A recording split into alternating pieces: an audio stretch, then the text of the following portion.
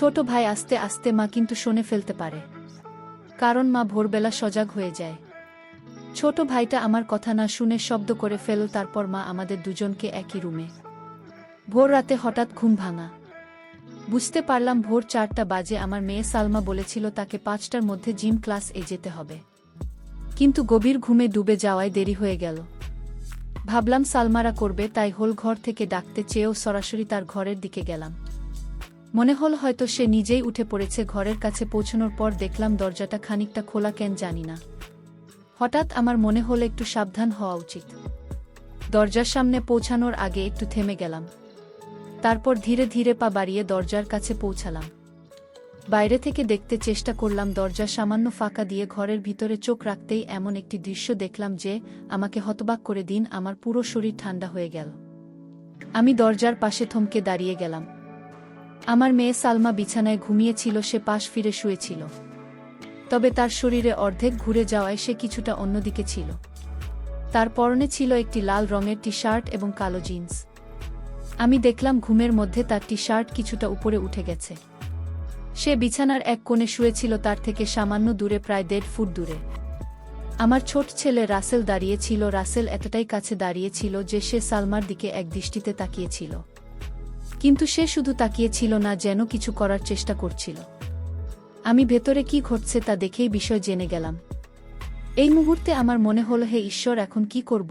এই ছেলেটি এত সাহস পেয়েছে যে আমার উপস্থিতিতেও সালমার ঘরে ঢোকার সাহস দেখাচ্ছে। আমার মনের মধ্যে আতঙ্ক কাজ করছি। রাসেল যে আমার 18 বছরের ছেলে, সে কেন সলোমন যে তার 25 বছরের বড় বোন, তার প্রতি এমন আচরণ করছে? তার সাহস যে দিনে দিনে বেড়েই চলেছে। এই পরিস্থিতি দেখে আমার মনে ভয় ঢুকে গেল, এমন কিছু যেন না ঘটে যা তাদের দুজনের জীবনকে নষ্ট করে দিতে পারে। আমি কখনো ভাবিনি যে রাসেল এমন কিছু করতে পারে, তবে এখন সে বড় হচ্ছে, আর তার আচরণ আমাকে চিন্তিত করে তুলেছে। আমি আগে কখনো রাসেলের এমন আচরণের দিকে তেমন মনোযোগ দিন, তবে সময়ের সঙ্গে সঙ্গে লক্ষ্য করলাম সেজন্য সালমার প্রতি একটু বেশি মনোযোগী হয়ে উঠেছে। সালমা ছিল তার থেকে 5 বছরের বড়। তার নিজের একটা ভিন্ন জীবন ছিল, কলেজ, বন্ধুবান্ধবের আলাদা একজন। তার সেই যোগাসনের থেকে একেবারেই আলাদা। তারা একসঙ্গে বেশিরভাগ সময় বাড়িতে থাকত, কিংবা আমাদের পুরো পরিবার একসঙ্গে কোথাও গেলে যেমনটা সাধারণ ভাইবোনেরা করে।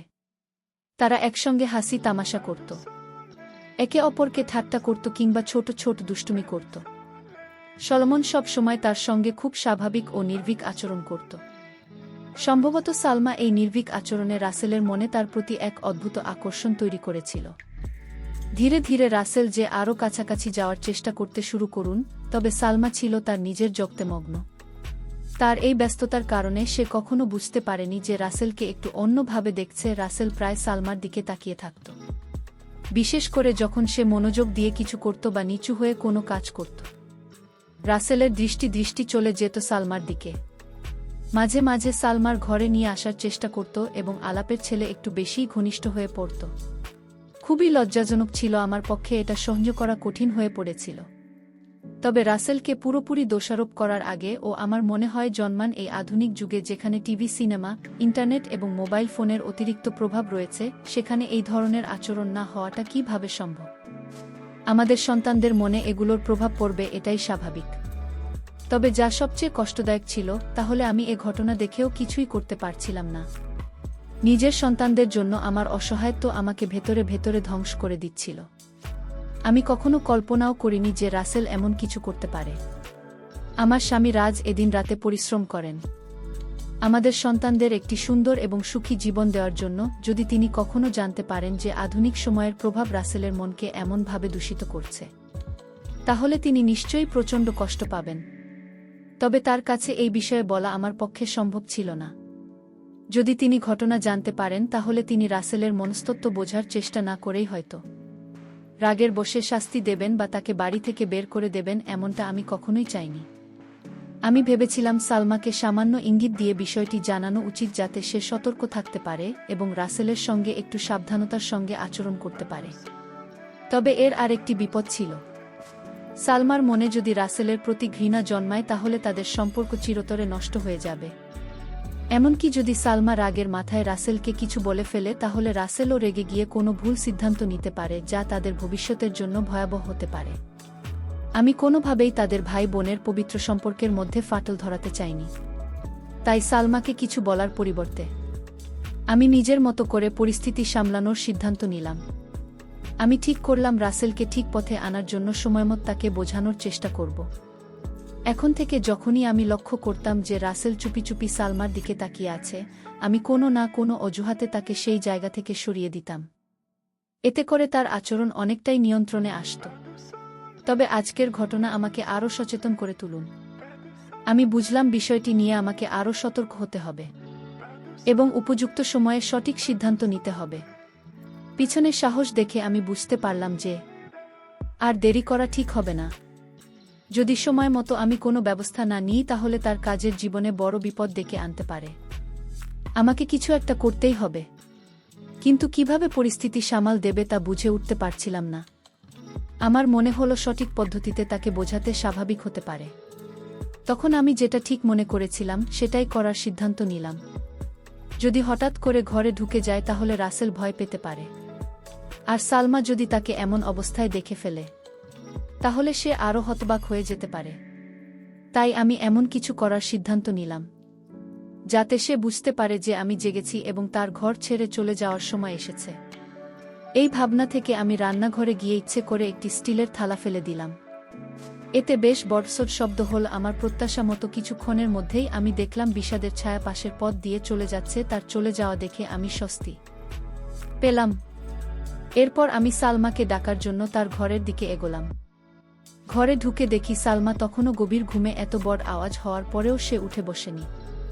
এটা দেখে আমি অবাক হলাম। মনে হলো সে এতটাই গভীর ঘুমে থাকে যে রাসেল সহজেই তাকে দেখতে বা কিছু করার সুযোগ পেতে পারে। শেষমেশ আমি তার কাছে গিয়ে তাকে সরাসরি জাগানোর সিদ্ধান্ত নিলাম।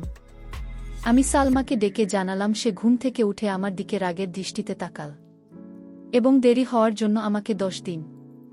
এরপর সে দ্রুত বাথরুমে ঢুকে গেল। আমি আবার আমার কাজে মন দিলাম। কিছুক্ষণ পরে দেখলাম রাসেল আবার ঘরের দিকে যাচ্ছে। আমি ভাবলাম হয়তো সালমা তখনও প্রস্তুতি নিচ্ছে। তাই আমি রাসেলকে থামানোর জন্য ইচ্ছে করে একটু শব্দ করলাম। শব্দ শুনে রাসেল বুঝতে পারব যে আমি তার দিকে আসছে। সে আমার দিকে তাকাল, কিন্তু লজ্জায় তার চোখ নিচের দিকে ঝুঁকে গেল। এরপর সে দ্রুত তার ঘরে চলে গেল। আমি অপেক্ষা করতে লাগলাম। সালমার বাইরে আসার কিছুক্ষণ পর সালমা পুরোপুরি প্রস্তুত হয়ে বাইরে এল এবং আমাকে বিদায় জানিয়ে চলে গেল। তখন আমি রাসেলকে থেকে এর দিকে নিয়ে আসতে চাইলাম, কিন্তু সে কোনো সাড়া দিল না। তখন আমি তার ঘরের দিকে গেলাম এবং দেখলাম সে ঘরে নেই। এরপর শুনতে পেলাম সে বাথরুমে আছে। আমি দরজার কাছে গিয়ে তার আওয়াজ শুনলাম, কিন্তু তাকে বিরক্ত না করে আবার হলে ফিরে এলাম। কিছুক্ষণ পর রাসেল বাইরে এল এবং বলল, মা, তুমি আমাকে ডেকেছিলে? আমি তাকে বললাম, হ্যাঁ, এখানে বসো, তোমার সঙ্গে কিছু কথা বলার আছে।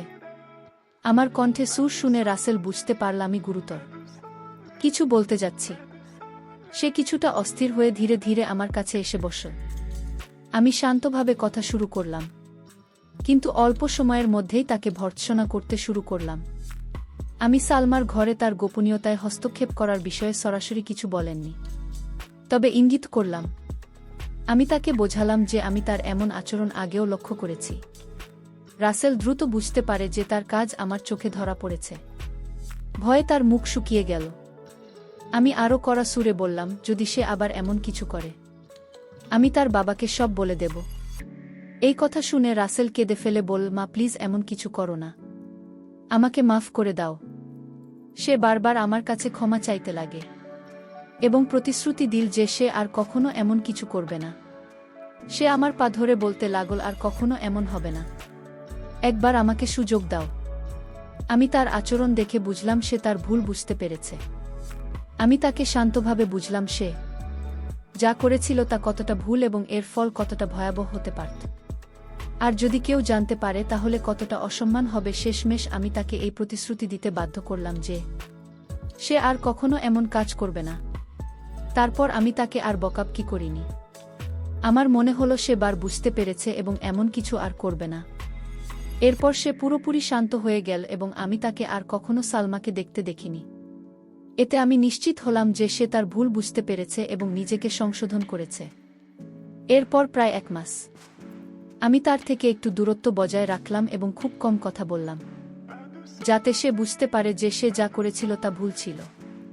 ধীরে ধীরে সব কিছু স্বাভাবিক হয়ে গেল। আমরা আবার আগের মতো হাসি মুখের সঙ্গে কথা বলা শুরু করলাম। সবকিছু আগের মতোই সুন্দরভাবে চলতে লাগল। কিন্তু একদিন আমি তাকে আবার সালমাকে দেখতে ধরে ফেললাম। যদিও সে বেশ সতর্ক ছিল, তবু আমি লক্ষ্য করলাম তখন আবার আমার রাগ হতে শুরু করল। কিন্তু এবার আমি আগের মতো তাকে বকাঝকা করিনি, কারণ তার প্রতি আমার চিন্তা বাড়ছিল। সে আমাকে বলেছিল যে তার একটি প্রেমিকা আছে এবং সে তার বন্ধুদের সঙ্গে সময় কাটায়। তবু কেন সে সালমাকে এভাবে দেখার প্রয়োজন বোধ করি, তা আমার মাথায় আসছিল না। তখন আমি ঠিক করলাম এই বিষয়ে আমি আবার তার সঙ্গে কথা বলবো। 3 দিন পর দুপুরে আমরা দুজন বাড়িতে একা ছিলাম। সে তার ঘরে ছিল আর আমি আমার ঘরে বিশ্রাম নিচ্ছিলাম। আমি ভাবলাম এখন সময় এই বিষয়ে কথা বলার। আমি তার ঘরের দিকে গেলাম। দরজা বন্ধ ছিল। আমি দরজা খোলার চেষ্টা করলাম, কিন্তু সেটি ভিতর থেকে লক করা ছিল। আমি দরজায় নক করলাম এবং তাকে ডাকলাম। সে ভেতর থেকে সাড়া দিন এবং দরজা খুলে দিন। আমি জিজ্ঞেস করলাম দরজা বন্ধ করে কি করছিলেন। সে বলল, কিছু না, এই পেপার পড়ছিলাম। তারপর সে বিছানার পাশে থাকা একটি পেপার দেখান। আমি মনে মনে ভাবলাম যদি সত্যিই পেপার পড়েছিল তবে দরজা লক করার কি প্রয়োজন ছিল? নিশ্চয়ই অন্য কিছু হচ্ছিল। কিন্তু এবার আমি শান্ত থাকতে চাইলাম এবং তাকে বোঝানোর সিদ্ধান্ত নিলাম। আমি সালমাকে নিয়ে কথা বলার জন্য এসেছিলাম, তাই অন্য কিছু না বলেই আমি তার বিছানার পাশে গিয়ে জিজ্ঞেস করলাম, কোনো পেপার পড়ছ? তারপর তার হাত থেকে পেপার ছিনিয়ে দেখতে শুরু করলাম। এটি তার কলেজের একটি বুলেটিন ছিল, যেখানে ছাত্রদের লেখা প্রবন্ধ, গল্প এবং কবিতা ছিল। আমি পেপারটি তাকে ফেরত দিয়ে জিজ্ঞেস করলাম কোনোটা পড়ছিল। এতে পেপার খুলেছে, একটি প্রবন্ধ দেখিয়ে বলল, এটা করছিলাম। আমি বললাম, ঠিক করে বলো তো, কি আছে এতে? তারপর আমি তার পাশে বিছানায় একটু জায়গা নিয়ে শুয়ে পড়লাম। আমার ছেলে বিছানায় চিৎ হয়ে শুয়েছিল আর আমি তার পাশে শুয়ে থাকে সেই প্রবন্ধটি দেখতে লাগলাম। আমরা একসঙ্গে এই প্রবন্ধটি পড়তে শুরু করলাম। রাসেল বলল, এতে আর কিছু করার নেই, তুমি কি করতে চাও? তারপর সে পেপারটি আমার হাতে দিয়ে বলল, আমি বিছানার কিনারায় শুয়ে বললাম, মনে হচ্ছে পড়তে পড়তে মনে হয় নিচে পড়ে যাব। এই কথা বলতে রাসেল তাড়াতাড়ি আমাকে ধরে ফেলার জন্য হাত বাড়ালো, কারণ আমি খাট থেকে পড়ে যাচ্ছিলাম। এরপর সে আমায় ধরে উপরে তুলুন। তার এই আচরণে আমার মধ্যে এক অদ্ভুত শিহরণ জেগে উঠল। রাসেল খুব বিব্রত দেখাচ্ছিল। সে মুখে বলল, মা। আমি হেসে বললাম, আরে কোনো ব্যাপার না, বরং তোমাকে ধন্যবাদ বলা উচিত। তুমি যদি আমাকে না ধরতে তাহলে আমি পড়ে যেতাম। আমার কথায় রাসেলও হেসে উঠল আর পরিবেশ হালকা হয়ে গেল। আমি তাকে বললাম, এবার এটা আমাকে পড়াশোনা ও ছোট অক্ষর আমার ভালো দেখায় না। রাসেল পেপার নিয়ে পড়া শুরু করল। সে আমাকে আরও কাছে টেনে নিয়ে প্রবন্ধটি পড়ে শোনালেও তারপর বলল, এখন বাকিটা তুমি পড়। আমি পেপারটি হাতে নিয়ে পরের পৃষ্ঠা উল্টাতে শুরু করলাম। রাসেল আমার খাটে শুয়ে ছিল। একটি পৃষ্ঠা থেমে আমি মন দিয়ে পড়তে শুরু করলাম। কিছুক্ষণ পরে আমি একটু অস্বাভাবিকতা অনুভব করলাম। প্রথমে বুঝতে পারিনি, কিন্তু যখন ভালো করে খেয়াল করলাম তখন ব্যাপারটা পরিষ্কার হলো। আমি ভাবলাম সে তো পেপার পড়ছিল, তবু এমন। নিচে তাকিয়ে দেখলাম তার হাত। আমার তখন মনে পড়ল যখন সে আমাকে পড়ে যাওয়া থেকে ধরেছিল। আমি আস্তে করে রাসেল মুখের দিকে তাকালাম। তার চেহারা সম্পূর্ণ শান্ত। আমি ভাবছিলাম সে কি ভাবছে। নিজেকে শান্ত রাখলাম এবং আবার পেপার পড়তে শুরু করলাম। মনে মনে প্রার্থনা করছিলাম যে রাসেল এই পরিস্থিতি নিয়ে কিছু না বুঝে কি করব ভেবে পাচ্ছিলাম না। প্রথমে মনে হলো সাথে সাথে উঠে গিয়ে তাকে দূরে সরিয়ে দিই, কিন্তু কেন যেন মনে হলো আমি তেমন শক্তি সঞ্চয় করতে পারছি না, যেন কোনো অদৃশ্য শক্তি আমাকে সেখানে আটকে রেখেছে। আমি চুপচাপ শুয়ে রইলাম। বাইরে থেকে পেপার পড়ার ভান করছিলাম। সময় যেন থমকে গিয়েছিল। কয়েক মিনিট কেটেছে, কিন্তু মনে হচ্ছিল যে কয়েক ঘন্টা পার হয়ে গেছে। অবশেষে আমি সিদ্ধান্ত নিলাম যে আমাকে কিছু করতে হবে। আমি বললাম, রাসেল, মনে হচ্ছে আমার শরীরটা খারাপ লাগছে। তারপর আস্তে আস্তে নিজেকে সরিয়ে নিলাম এবং তার থেকে একটু দূরে সরে গেলাম। কিন্তু রাসেল আমার দিকে তাকিয়ে রইল, কিন্তু কিছু বলল না। আমি তখন পরিস্থিতি হালকা করার জন্য তাকে অন্য কোনো বিষয়ে কথা বলতে লাগলাম। আমি রাসেলের দিকে একবার তাকালাম এবং দেখলাম সে কিছুটা অস্বস্তি অনুভব করছে। পরিবেশ সহজ করার জন্য বললাম, রাসেল, আমার গলা শুকিয়ে গেছে, তুমি কি আমার জন্য এক গ্লাস জল এনে দেবে? রাসেল বিছানা থেকে উঠে জল আনতে চলে গেল। সে রুম থেকে বেরোতেই আমি কিছুটা স্বস্তি অনুভব করলাম এবং মনে হলো তাকেও নিজের আবেগ সামলানোর সুযোগ দেওয়া হলো। যখন সে জল নিয়ে ফিরে এল আমি তার দিকে তাকালাম এবং দেখলাম সে এখন অনেকটা স্বাভাবিক হয়েছে।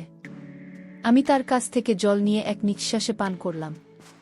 এটা আমি কিছুটা শান্ত পেলাম। রাসেল গ্লাসটি নিয়ে এক পাশে রেখে আবার বিছানায় এসে আমার পাশে বসল। আমরা হালকা ফুলকা বিষয় নিয়ে কথা বলতে শুরু করলাম। বন্ধুরা, আজকের গল্পটা এখানেই শেষ করলাম। ভালো লাগলে চ্যানেলটি সাবস্ক্রাইব করে পাশে থাকবেন। ধন্যবাদ।